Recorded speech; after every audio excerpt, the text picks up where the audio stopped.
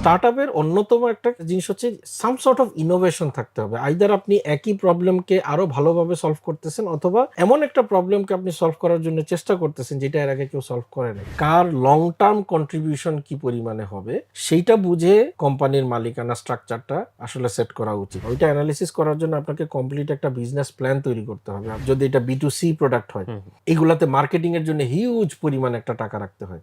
Uber ছিল গাড়ির, পাঠাও নিয়ে আসলো মোটরসাইকেলের। বাংলাদেশ খুবই সেন্ট্রালাইজড হয়ে গেছে, সবকিছু ঢাকাতে। আপনি যদি ঢাকাকে ডিসেন্ট্রালাইজ না করতে পারেন, পাওয়ার গুলাকে আপনি যদি ছড়াই দিতে না পারেন, সারা বাংলাদেশ থেকে মানুষ আসতেই থাকবে। যতই আসতে থাকবে ঢাকার উপরে প্রেশার বাড়বে। এক্সপ্রেসওয়ে বলেন, মেট্রো রেল বলেন, এগুলো এখন সার্ভিস দিচ্ছে, 5 বছর পরে এগুলো আর হয়তো এডিকুয়েট থাকবে না।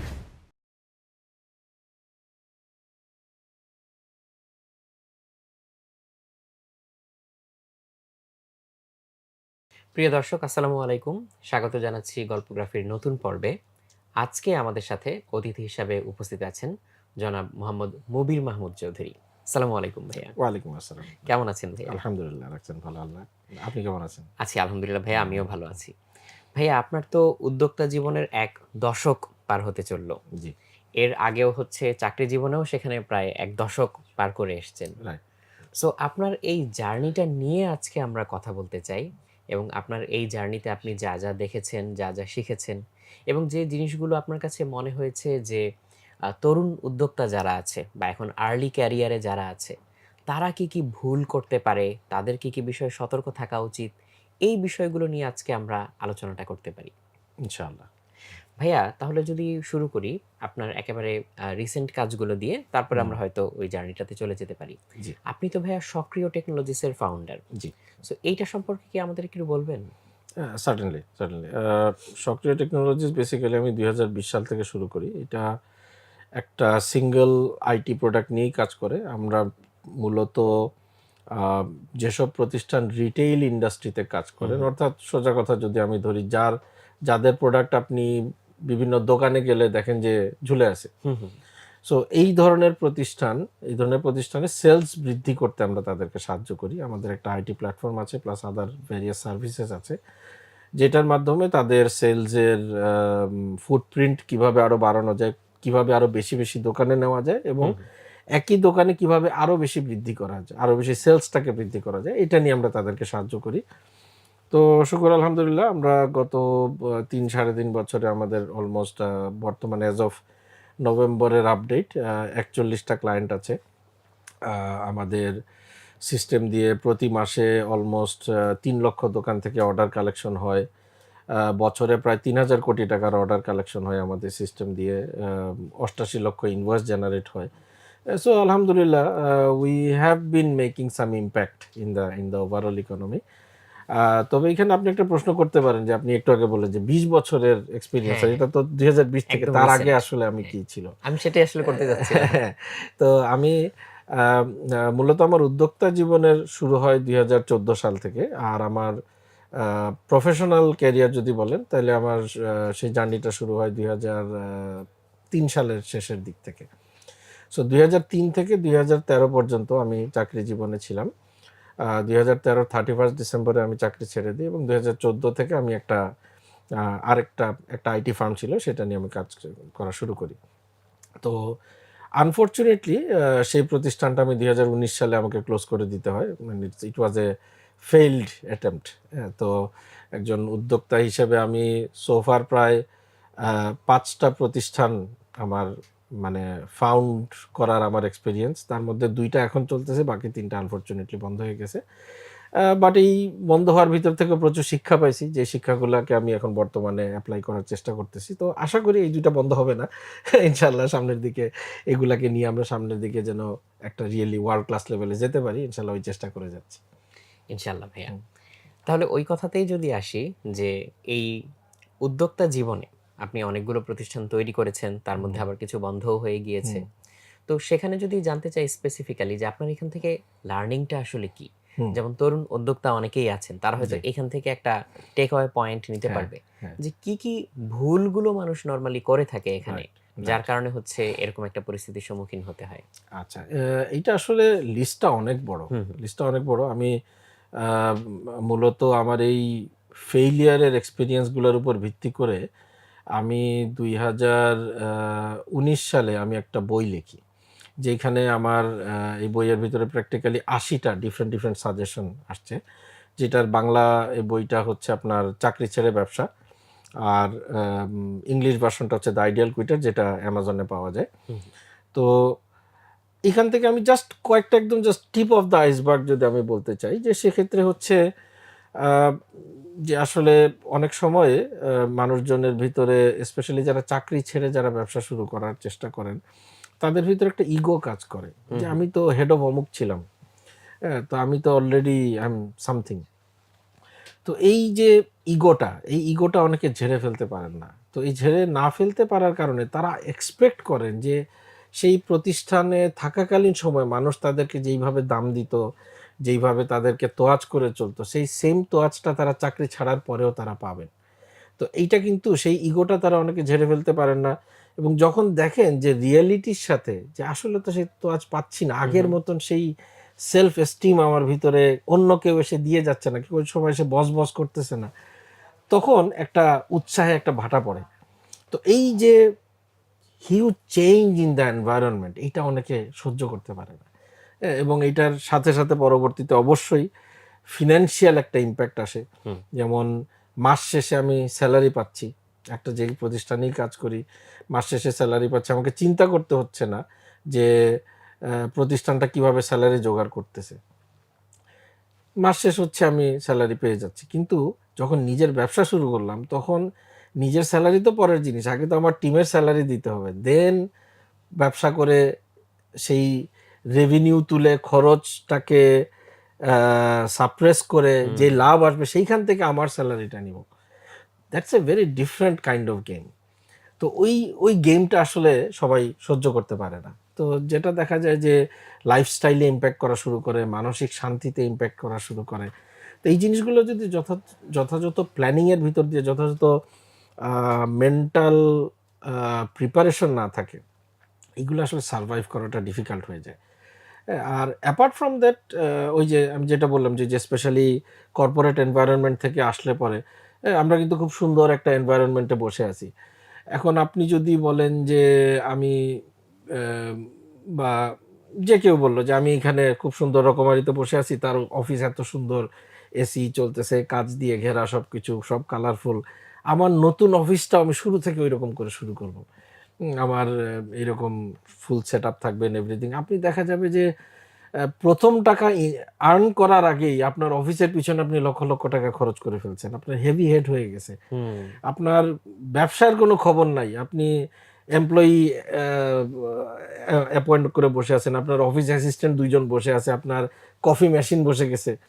এই ভুলটা কিন্তু অনেকে করে, প্রথমেই তারা অপারেটিং এক্সপেন্ডিচার তারা বাড়ায় ফেলে, তারা ক্যাপিটাল এক্সপেন্ডিচার অনেক বেশি তারা করে ফেলে before even starting the business. So এগুলো কিছু ক্রিটিক্যাল মিস্টেক আছে, ক্রিটিক্যাল মিস্টেক যেই জিনিসগুলো আসলে অ্যাভয়েড করতে পারলে আমার কাছে মনে হয় যে আহ, যে লঞ্চিং অফ দ্য বিজনেস, সেটা আসলে একটা সুন্দর আর মানে কি বলবো, সুন্দর রিদমে নিয়ে আসা সম্ভব। এটা আমি সবসময় বলি যে বিজনেস শুরু করাটা খুব ইজি, হুম, হুম। প্রচণ্ড ইজি। আমি বিজনেস শুরু করব, আমি এই শুরু করলাম, সেই শুরু করলাম, আমি একটা কার্ড ছাপাই নিলাম, সবাইকে কার্ড দিতে থাকলাম, আমি অমুক কোম্পানির CEO. So this is the easiest part. কিন্তু জিনিস হচ্ছে সেই বিজনেসটাকে টিকায় রাখা, সাস্টেইনেবল হ্যাঁ, করা। সাস্টেইনেবল করা, প্রফিটেবলি সাস্টেইনেবল করা, that is the main difficult part. এই প্রফিটেবলি সাস্টেইন করতে না পারার কারণেই বিশাল বিশাল কোম্পানি বন্ধ হয়ে যায়। Hmm. So that is the ultimate challenge. তার মানে এখানে মাইন্ডসেটের তো ডেফিনিটলি একটা ব্যাপার আছে অফকোর্স, এবং অফকোর্স, এখানে নো হাউ এরও একটা ব্যাপার আছে। Exactly, exactly. তাহলে কোনো একটা সেক্টরে বিজনেস শুরু করার আগে ওই সেক্টরে কি কিছুদিন জব বা কোনোভাবে ইনভলভ থেকে কাজ করা, এটা কি ভালো সাজেশন হতে পারে? অবশ্যই ভালো সাজেশন। মানে আপনি যখন একটা একটা ইকোসিস্টেমের ভিতরে ঢুকবেন, একটা পার্টিকুলার, প্রতিটা ইন্ডাস্ট্রির একটা নিজস্ব ইকোসিস্টেম আছে, প্রতিটা ইন্ডাস্ট্রির নিজস্ব ভাষা আছে। হুম, হুম, সেই ভাষাটা না বুঝে আপনি যদি হঠাৎ করে সেই ইন্ডাস্ট্রিতে ঢুকে যান, সেই ভাষাটা আপনাকে শিখতে হবে আগে। এখন সেই শেখার কষ্টটা কি? সেই শেখার কষ্ট হচ্ছে লস। বিজনেসে লস খাবেন, আপনাকে বিভিন্ন মানুষ ঠকাবে, আপনি আপনি ভুলভাল সিদ্ধান্ত নিবেন, আপনি ইন্ডাস্ট্রি প্র্যাকটিস আপনি না বুঝে আপনি নিজে যেটা ভালো মনে করেন সেই জিনিসটা করবেন। So depending on the depth of the industry the loss also varies. So আমি যেরকম আমি টেলিকম সেক্টরে ছিলাম, আমার 10 বছরের মধ্যে 9.5 বছর আমি টেলিকম সেক্টরে ছিলাম। সো টেলিকম সেক্টরও তো একটা বিশাল একটা ইন্ডাস্ট্রি, মানে হাজার হাজার কোটি টাকা মানে শুধু ইনফ্রাস্ট্রাকচারে ঢোকে। তো আমি সেটার খুব ছোট একটা পোর্শন দেখতাম, যে সেলস অ্যান্ড কাস্টমার এক্সপিরিয়েন্স। সেইখান থেকে আমি যখন চাকরি ছাড়লাম, চাকরি ছেড়ে আমার কাছে মনে হইলো যে গার্মেন্টসে গিয়ে তো সবাই প্রচুর ধনী হচ্ছে মানুষ, তো আমি একটু গার্মেন্টসে ট্রাই করি। সো ওই যে being a nobody, not knowing the language, আমি গার্মেন্টসে ঢুকলাম এবং 3-4 মাসের মধ্যেই আমি অলমোস্ট মানে ক্লোজ টু, কি বলবো, ফিগারটা নাই বলি, ব্যথা লাগে। সো আমার যে টোটাল লাইফ লং সেভিংস ছিল, যেটা আমি চাকরি ছাড়ার সময় আমি বিভিন্ন বেনিফিট পাইছি, প্রভিডেন্ট ফান্ড, গ্র্যাচুইটি ফান্ড সব কিছু নিয়ে, সেটার অলমোস্ট 25% জাস্ট নাই হয়ে গেল একদম। তো তখন বুঝলাম যে আসলে যেই ইন্ডাস্ট্রি 3-4 মাসের মধ্যেই আমার লাইফ লং সেভিংসের 20-25% নাই করে দিছে, এখানে আরও 3-4 মাস থাকলে আমার সব কিছু খেয়ে ফেলবে এবং তারপরে আমি কিছুই শিখবো না, মানে আমোদ ছালা দুইটাই আম যাবে। ছালা দুইটাই যাবে। তো আমি বললাম যে ভাই, যা যা যাওয়ার গেছে, আমি মানে সুন্দর ভালো হয়ে যাই, ভালো হয়ে আমি বের হয়ে আসি, যা জানি সেইটা নিয়ে আমি কাজ করা শুরু করি। সো প্র্যাকটিক্যালি আমার স্পেশালাইজেশন ছিল হচ্ছে বিটুবি সেলসে, বিটুবি সেলস, ওভারঅল সেলস যে কিভাবে করতে হয়, দেন হচ্ছে customer experience management. So eventually আমি সেইটা নিয়ে আমি কাজ করা শুরু করি। আমি আমি একটা ট্রেনিং প্রতিষ্ঠান শুরু করি, যেই ব্যাপারে আমার কিছু এক্সপিরিয়েন্স আগে থেকে ছিল, আমার একটা প্যাশন ছিল। সো ট্রেনিং প্রতিষ্ঠান, দেন হচ্ছে কনসালটেন্সি শুরু করি। সো সেগুলো দিয়ে আমার শর্ট টার্ম রেভিনিউ জেনারেট হচ্ছিল, আর লং টার্ম হিসাবে আমি আইটি প্রোডাক্ট তৈরি করার পেছনে কাজ করি, যেইটা সেল করতে আমার সেই এক্সপার্টিস আমার কাজে লাগবে। কিন্তু এগেন ওইখানেও আমাকে হিউজ লস আমাকে দিতে হয়েছে, যেহেতু আইটি ফিল্ডের আমি কিছু জানি। আমি কিন্তু telecom, IT, software development is a completely different ball game. So ওইখানেও কিন্তু আমাকে অনেক কষ্ট করে একটা সার্টেন লেভেলে আসতে আমার এই যে অলমোস্ট 7-8 বছর আমাকে স্ট্রাগল করতে হয়েছে। আমি যেহেতু আমি নিজে ডেভেলপমেন্ট জানি না, আমাকে অনেকে অনেক কিছু বোঝাইছে, আমি পরে বুঝছি যে I was played by many of my even very close employees.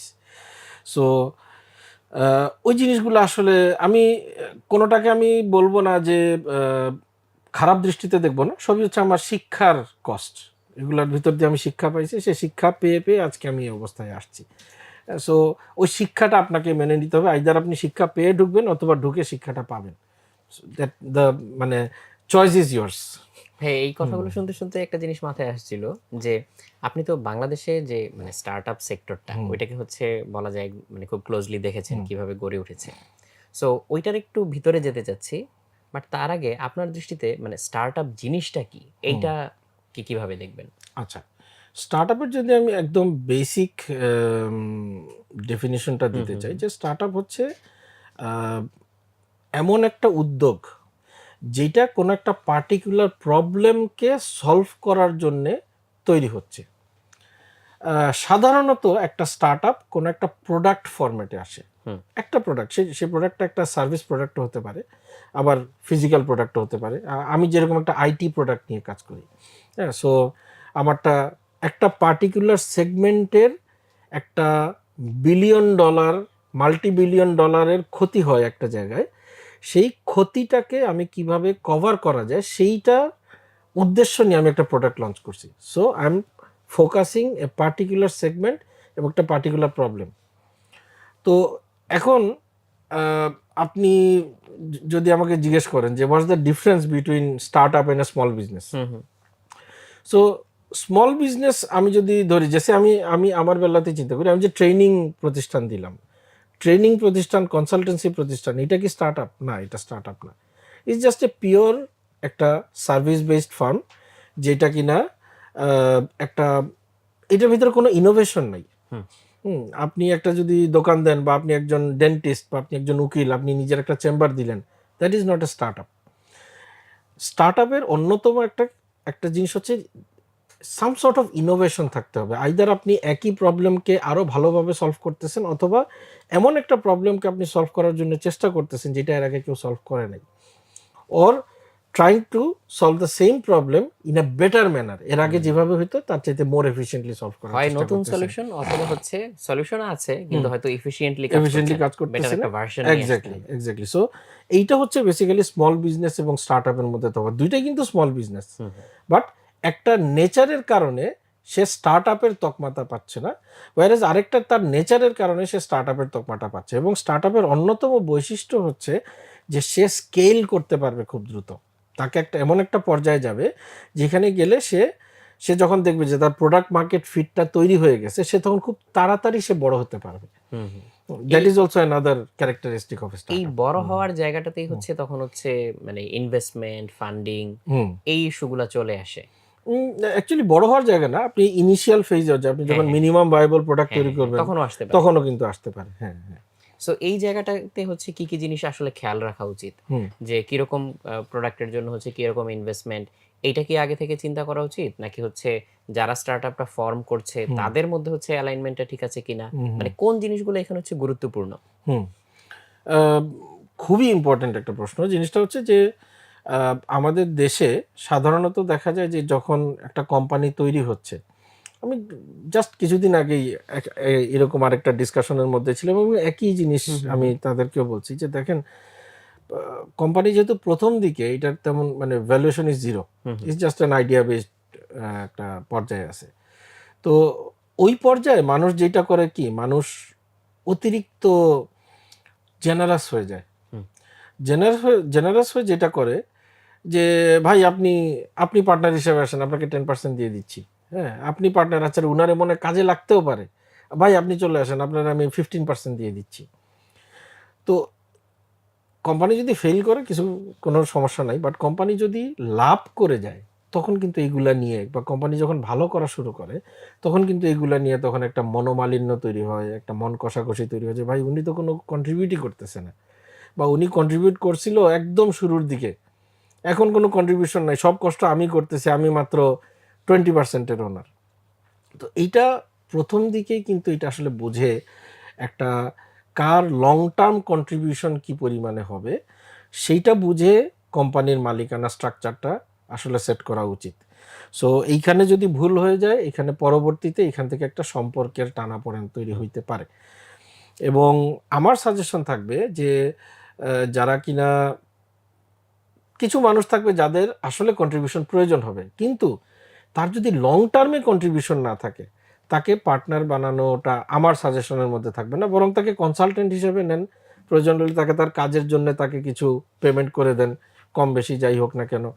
হ্যাঁ, আর যদি একান্তই তাকে মনে করেন যে না, তাকে টাকা পয়সা দেওয়ার কোনো উপায় আমার কাছে নাই, আমার পকেট খালি, সেক্ষেত্রে তাকে খুব নমিনাল একটা, শুধু তার কাজের বিনিময়ে তার যে পারিশ্রমিক হয়েছে সেই পারিশ্রমিকের এগেইনস্টে আপনি একটা কোম্পানির সার্টেন ভ্যালুয়েশন ধরে যতটা শেয়ার তাকে দেওয়া যায় ততটা দিয়ে, মানে থোক ধরে দিয়ে দিয়েন না। হুম, হুম। সেটা হচ্ছে আমার সাজেশন থাকবে। হ্যাঁ, আর আহ, আরেকটা যেটা বললেন যে আমার ফান্ডিং রিকোয়ারমেন্টটা প্রচণ্ড জরুরি, যে আমার বিজনেস ফিজিবিলিটি অ্যানালিসিসটা করতে হবে। আমি ধরেন প্রায় সময় যেটা হয় যে আমি বিভিন্ন মানুষজন এসে আমাকে পার্টনার হওয়ার অফার দেন।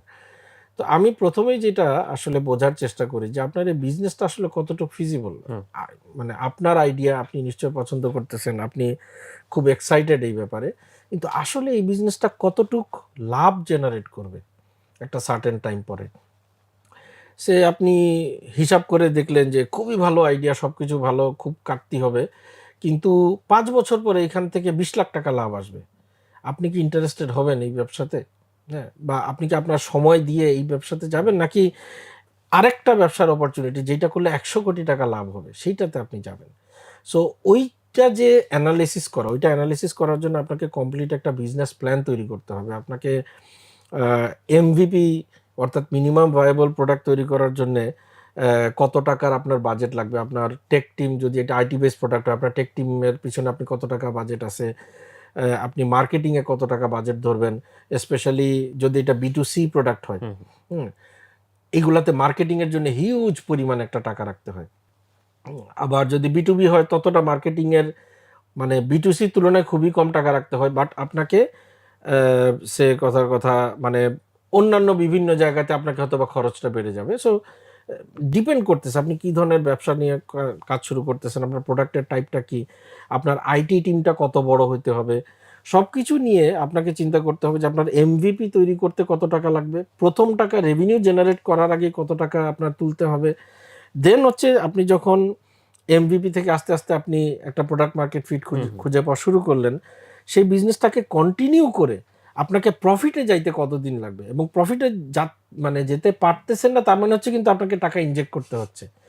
কত টাকা ইনজেক্ট করতে হবে, সেটা কি 5 কোটি না 50 লাখ নাকি 50 কোটি, হুম, সেটা কিন্তু আপনাকে বুঝতে হবে, এবং সেই অনুযায়ী বুঝে আপনাকে আপনার পটেনশিয়াল ইনভেস্টরের কাছে যাইতে হবে। এখন পটেনশিয়াল ইনভেস্টরের কাছে যখন যাচ্ছেন, অবভিয়াসলি সে বলবে যে ভাই আমি তোমাকে টাকা দিচ্ছি, অসুবিধা নেই, কতটুকু শেয়ার দিবে আমাকে বলো। Hmm, hmm. Then comes the question of valuation, যে আমি যদি 50 কোটি টাকা ভ্যালুয়েশনের একটা কোম্পানিকে আমি যদি 5 কোটি টাকা রেজ করি, আমাকে 10% ইকুইটি দিতে হবে। এখন এইটা আমি কি মুখে বললেই হয়ে গেল আমি কোম্পানি আমি 50 কোটি টাকার, আমি তো 500 কোটি টাকা বলে দিতে পারি হ্যাঁ। সেক্ষেত্রে, তাই না, যদি এটা মনের খুশিতে হয়। সো আমাকে একটা সার্টেন গ্রাউন্ড তৈরি করতে হবে, আমাকে একটা বিজনেস প্ল্যান তৈরি করতে হবে। আইডিয়ালি যেটা হয় যে আপনার নেট প্রেজেন্ট ভ্যালু চিন্তা করা হয়, দেন আরও ডিফারেন্ট ডিফারেন্ট আদার ফ্যাক্টরসগুলো আছে, এগুলাকে নিয়ে আপনি প্রোডাক্টের পিছনে সোফার কত টাকা খরচ করছেন সেটা হচ্ছে প্রোডাক্ট ভ্যালু ধরা হয়। সো বিভিন্ন ফ্যাক্টর মিলায় সেখানে একটা টেন্টেটিভ একটা ভ্যালুয়েশন তৈরি করা হয়, যেই ভ্যালুয়েশনের এগেইনস্টে দেন হচ্ছে দেন দরবার হয়। ভিসি বলে যে ভাই তুমি 50 কোটি টাকা চাচ্ছ, বাট আমার কাছে মনে হয় 50 কোটি না, এটা অন্তত 40 কোটি হওয়া উচিত, বা আমি মনে করি না 50 কোটিটা 5 কোটি হওয়া উচিত, বাট হোয়াট এভার একটা বেসিস তো আছে, হ্যাঁ। সেই বেসিসটা আপনাকে তৈরি করতে হবে। ওই বেসিসটা তৈরি করার জন্য আপনাকে কমপ্লিট একটা বিজনেস কেস তৈরি করতে হবে। সো বিজনেস কেস তৈরি করাটা খুবই ক্রিটিক্যাল, আদারওয়াইজ হুম। যেটা হবে টোটাল খেলাটা আপনার বাতাসের উপরে হবে। আপনিও জানেন না আপনি কেন টাকা চাচ্ছেন বা কেন এত ভ্যালুয়েশন চাচ্ছেন, আবার অন্য পাশে যিনি আম, মানে পটেনশিয়াল ইনভেস্টর বসে আছেন উনিও জানেন না যে কেন আপনি 50 চাচ্ছেন আর উনি কেন এটাকে 5 লাখ বলতেছে। রাইট।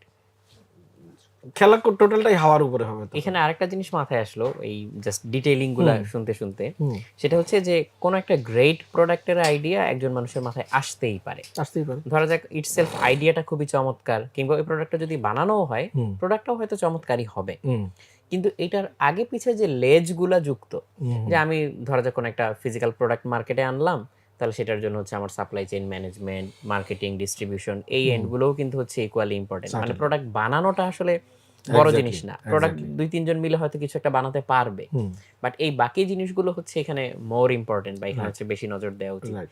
ইভেন এটা আইটি প্রোডাক্টের জন্যও, Certainly. যে প্রোডাক্টটা আমি কখন মার্কেটে আনলাম, এইটাও অনেক সময় হচ্ছে ওই প্রোডাক্টটা টিকবে কি টিকবে না এটা হয়তো ডিফাইন করে দেয়। Right.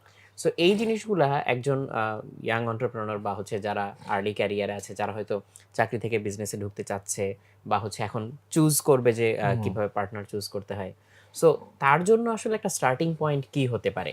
কারণ সবকিছুই হয়তো চাকা তাকে নতুন করে আবিষ্কার করতে হবে না। Right. ও কোত্থেকে স্টার্ট করতে পারে, কোন কোন জায়গাগুলোতে হচ্ছে হেল্প নিতে পারে?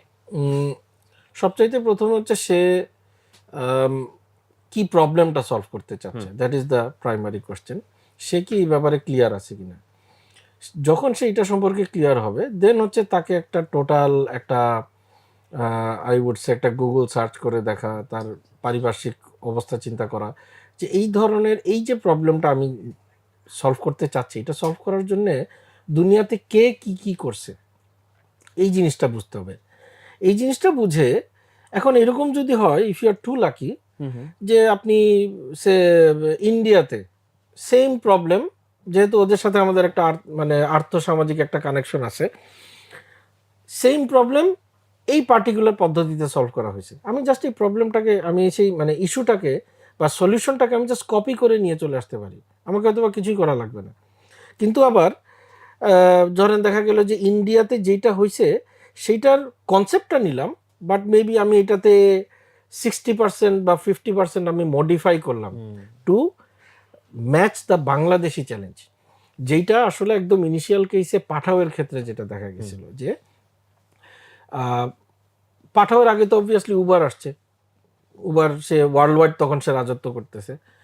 সো পাঠাও উবারের থেকে তারা কিভাবে তাদের কম্পিটিটিভ অ্যাডভান্টেজটা তৈরি করলো। উবার ছিল গাড়ির, পাঠাও নিয়ে আসলো মোটরসাইকেলের। কারণটা হচ্ছে ঢাকা শহরে গাড়ি নামায় যে সুবিধা ট্রাফিক করতে জ্যাম পারবে না। সেটা সুবিধা হবে না। ওকে ঢাকা শহরের যে পয়েন্ট এ থেকে পয়েন্ট বিতে আমি সময় মতন যাইতে পারতেছি না, এটার সমাধান হচ্ছে বাইক। Right. সো সে সেই যে চেঞ্জটা নিয়ে আসলো, এবং সে কিন্তু এক ধাক্কাতে সে কিন্তু বাইকের সে Revolution রাজা করতে হয়ে পারে। গেল, সোজা কথা। সো আপনাকে যেটা দেখতে হবে যে আহ, মানে দুনিয়াতে কে কি করতেছে, ওই যে রিইনভেন্টিং দ্য হুইলের কোনো প্রয়োজন নেই। আপনাকে একদম খাতায় বসে বসে আপনি ডিজাইন করলেন যে কিভাবে হবে, দরকার নেই। কে কি করতেছে দুনিয়াতে এটা খুঁজে বের করেন, এইটাকে কিভাবে সুন্দর করে বাংলাদেশের সিনারিওতে অ্যাপ্লাই করা যায় সেটা চিন্তা করেন। So, তার মানে হচ্ছে স্মার্ট চেঞ্জ গুলা এখানে হচ্ছে Exactly. খুব ক্রিটিক্যালি নিয়ে আসতে হবে। এক্স্যাক্টলি। ভাই আপনি তো দুইটা বইয়ের কথা অলরেডি বললেন আপনার, একটা হচ্ছে দি আইডিয়াল কুইটার যেটা হচ্ছে অ্যামাজনে পাওয়া যাচ্ছে, আর বাংলাটা যেটা চাকরি ছেড়ে ব্যবসা। সো এর বাইরে আরেকটা বইয়ের কথা বলেছিলেন, সাফল্যের রুট কজ অ্যানালাইসিস। রাইট। এইটাতে আপনি কি নিয়ে আলোচনা করেছেন? আচ্ছা, এইটার আসলে সরাসরি মানে আমার কয়েকটা ফ্যাক্টর জড়িত। আহ, আমি যখন চাকরি করতাম, তো আমার প্রতিষ্ঠানে টেলিকমের যে টেলিকম কোম্পানিতে চাকরি করতাম, সো সেইখানে আমি ছিলাম বেসিক্যালি কাস্টমার এক্সপিরিয়েন্স নিয়ে কাজ করতাম, এবং কাজের খাতিরেই আমাকে যেটা করতে হতো যে কাস্টমার কমপ্লেইন নিয়ে কাজ করতে হতো।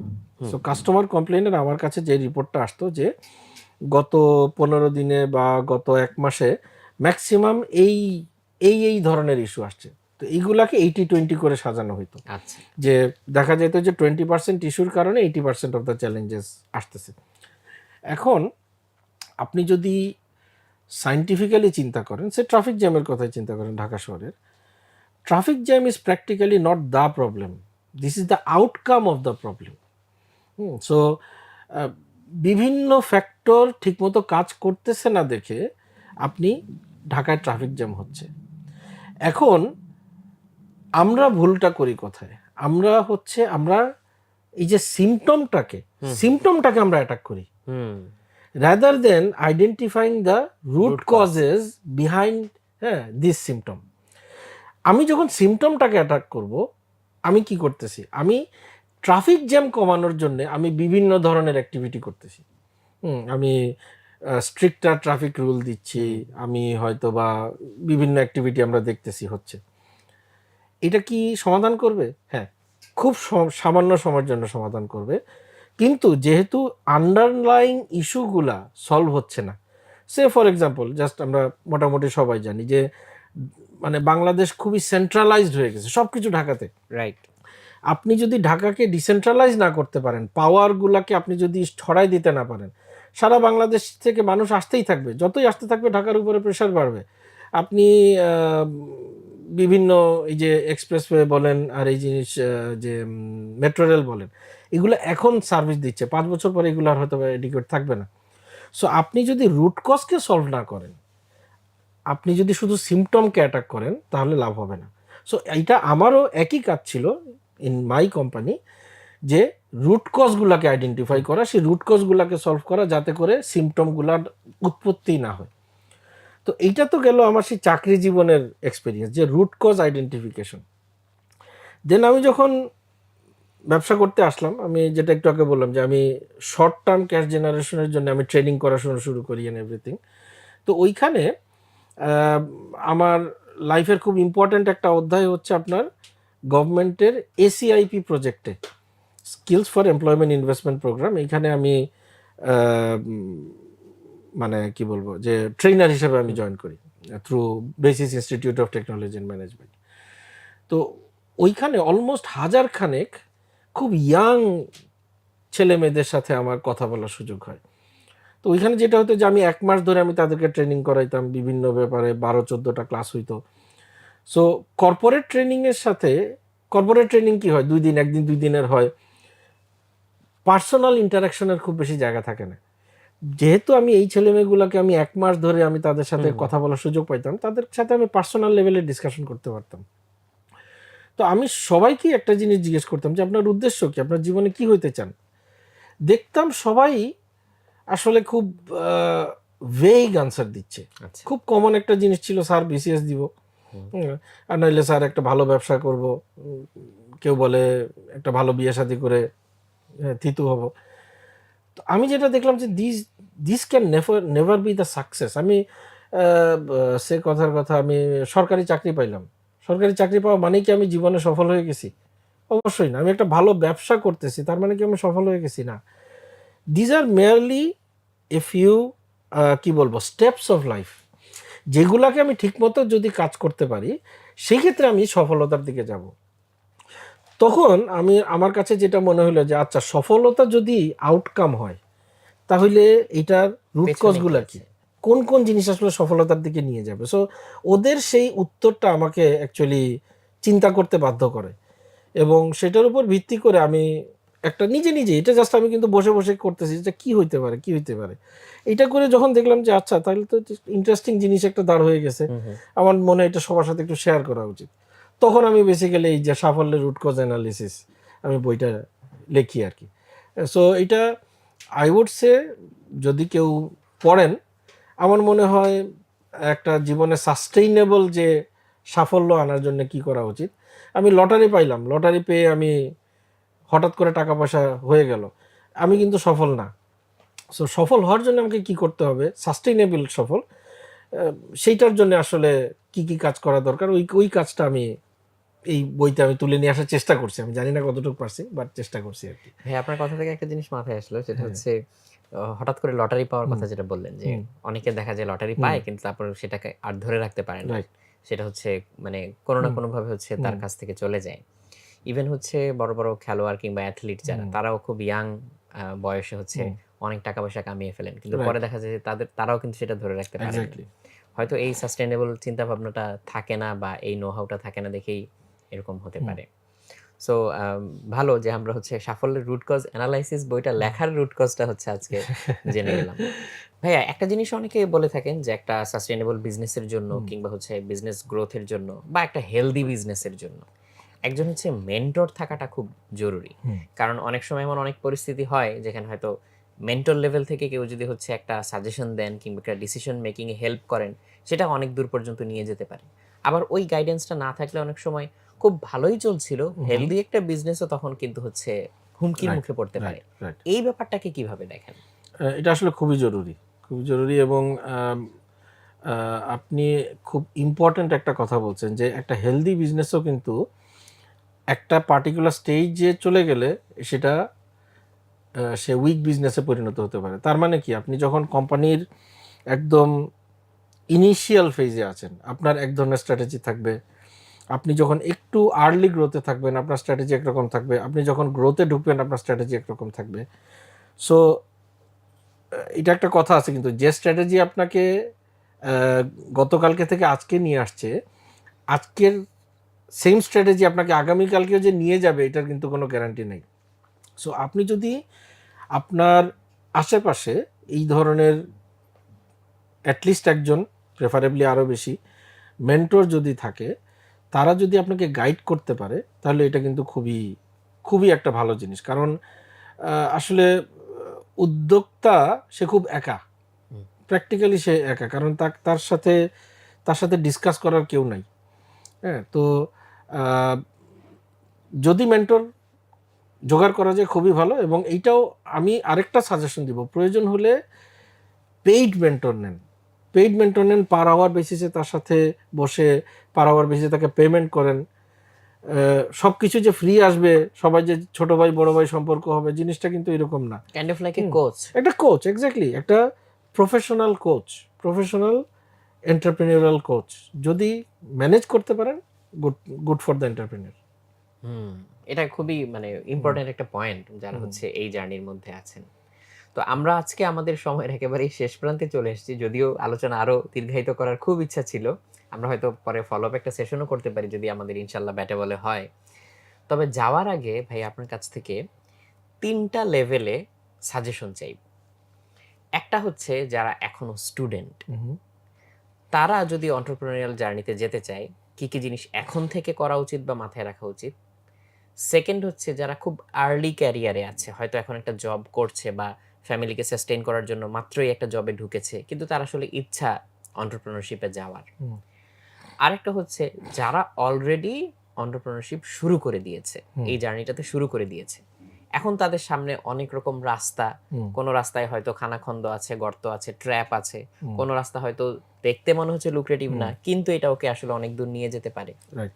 সো এই ৩ টা লেভেলে যদি আমি বলি হুম, সাজেশন দিতে আপনি কি বলবেন আমাদের অডিয়েন্সের জন্য? আচ্ছা। এগেইন আমি পাঠাওর এক্সাম্পলটা দিই। হুম, পাঠাওয়ের যে ফাউন্ডাররা, স্পেশালি একজন আমার আইবি এর ছোট ভাই। সো তার বেলায় আমি জানি যে সে যখন ফার্স্ট ইয়ার বা সেকেন্ড ইয়ারে তখন থেকেই সে ব্যবসায়ের সাথে জড়িত। হুম, বিভিন্ন ব্যবসা করে করে সে ওই যে মানে লার্নিং এর একটা কস্ট আছে। হুম, আপনি যত তাড়াতাড়ি এই লার্নিং এর সিটে আপনি বসবেন তত তাড়াতাড়ি আপনি সেইগুলা শিখবেন এবং কস্টটা তুলনামূলক কম হবে। আপনি স্টুডেন্ট হিসেবে কত টাকাই হারাইতে পারেন, 20,000 টাকা, 50,000 টাকা। আপনি যখন সে আমার মতন 20 বছরের মানে এক্সপিরিয়েন্স নিয়ে কোনো একটা জায়গায় ঢুকবেন, আপনি হয়তো বা 20 লাখ টাকা হারাবেন বা 50 লাখ টাকা হারাবেন। সো যত আর্লি লেভেলে আপনি মিস্টেক করবেন, সেই মিস্টেকের কস্ট হচ্ছে তত কম। এবং আপনি যদি স্টুডেন্ট অবস্থায় আপনি এন্টারপ্রেনিউর হওয়ার চিন্তা করেন, then start early, fail early, learn early. এটা হচ্ছে আমার একটা সাজেশন থাকবে। কিছু গ্যাপ অবশ্যই থাকবে। যেমন আমি সবসময় যেটা বলি যে আমি 10 বছর চাকরি করার কারণে আমি পার্টিকুলার কিছু অ্যাডভান্টেজ পাই আমার আমার যে সমসাময়িক যারা এন্টারপ্রেনিউর যারা আছে, যে আমি একটা সার্টেন কর্পোরেট এন্টিটি কিভাবে চলে, প্রসেস ওরিয়েন্টেড চিন্তাভাবনা, সাস্টেইনেবিলিটি নিয়ে চিন্তাভাবনা, এগুলো আমি একটু বেটার করতে পারি।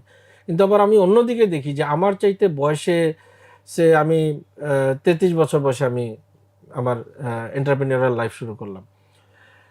হোয়ারেজ ধরেন 25-27 বছর বয়সী ছেলেপিলে আমার চাইতে ধরেন 10 গুণ বেশি সফল তারা, just because they started early. Hmm, এবং সাস্টেইনেবিলিটি নিয়ে, প্রসেস ড্রিভেন, এগুলো তারা সেই স্কিলগুলো তারা কিনে নিতে পারে এখন, তার নিজের ডেভেলপ করার প্রয়োজন নেই। তো আপনি চাকরি করে যদি শুরু করেন সেটার কিছু বেনিফিট আছে, আবার কিছু ডিমেরিটও আছে। আবার আপনি যদি স্টুডেন্ট থেকে শুরু করেন সেটারও কিছু বেনিফিট আছে, কিছু ডিমেরিট আছে। সো স্টুডেন্ট যারা, আমি বলবো যে যাদের ইচ্ছা আছে শুরু করে দেন, হুম, শুরু করে দেন। এবং আরেকটা জিনিস হচ্ছে focus on extracurricular activities that actually helps you to develop different sort of soft skills like leadership, like team playing and everything, decision making, এই জিনিসগুলা। এবং ছোটোখাটো ব্যবসা যাই হোক না কেন, যত ছোট হোক না কেন, আপনি পেন্সিল কিনে পেন্সিল বিক্রি করতেছেন, 1 টাকা লাভ হয়, সেটা অন্তত শুরু করেন। লার্ন টু আর্ন মানি, সেটা হচ্ছে কথা। আর আরেকটা সেকেন্ড যেটা বললেন যে একদম ইনিশিয়াল ফেজে চাকরি করে আমি যেটা বলবো যে আসলে ব্যবসায়ীর ব্যবসায় আসার অন্যতম একটা রিজন হচ্ছে ইনার ডিসস্যাটিসফ্যাকশন। হুম, এই ডিসস্যাটিসফ্যাকশনটা আপনার ভিতরে কতটুকু আছে সেই জিনিসটা আসলে বোঝাটা খুব জরুরি। আপনি কি নিজেকে নিয়ে ডিসস্যাটিসফাইড কিনা, আপনি কি ফিল করতেছেন কিনা যে আপনি নিজের পটেনশিয়ালটাকে আপনার এই চাকরির মাধ্যমে পূর্ণভাবে বিকশিত করা সম্ভব না। এই ফিলিংটা যদি আপনার ভিতরে থাকে, আপনি শুরু করেন, কিছু একটা শুরু করেন।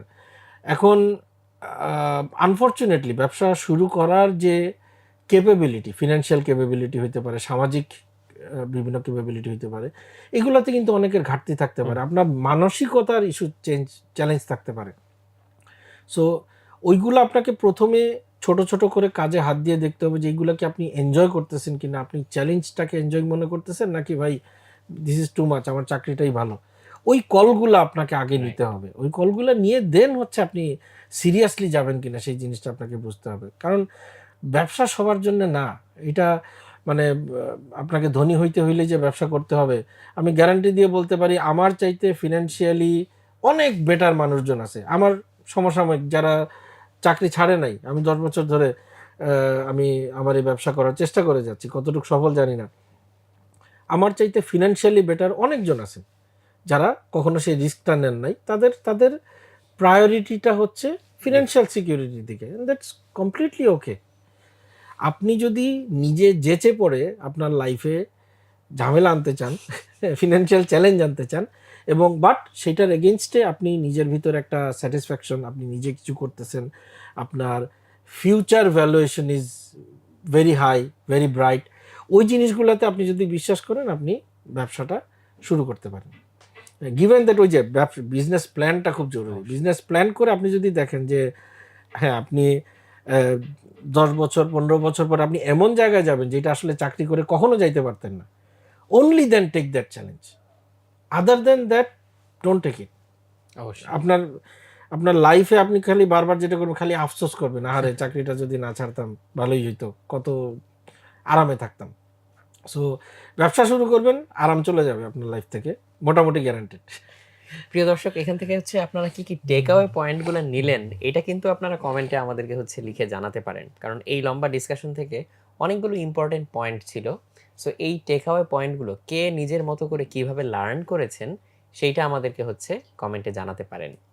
আর মুবির ভাইকে অসংখ্য ধন্যবাদ আজকে আমাদেরকে এই সময়টুকু দেওয়ার জন্য। একটা সুন্দর প্রাণবন্ত ডিসকাশন আমাদের হলো। আশা করি দর্শকরাও এখান থেকে অনেক কিছু নিতে পারবেন, অনেকে এনজয় করেছেন এই জিনিসটা, এটাই আমরা আশা করব। এবং আশা করব যে সামনেও আমাদের সাথে এই জিনিসগুলোতে আপনারা অংশ নেবেন, আমাদের সাথেই থাকবেন। তাহলে আজকে আমরা আপনাদের কাছ থেকে বিদায় নিয়ে নিচ্ছি। থ্যাংক ইউ ভাইয়া, থ্যাংক ইউ দর্শক আপনাদেরকেও। সবাই ভালো থাকবেন, সুস্থ থাকবেন। ইনশাআল্লাহ আগামী পর্বে আবার দেখা হবে। আসসালামু আলাইকুম।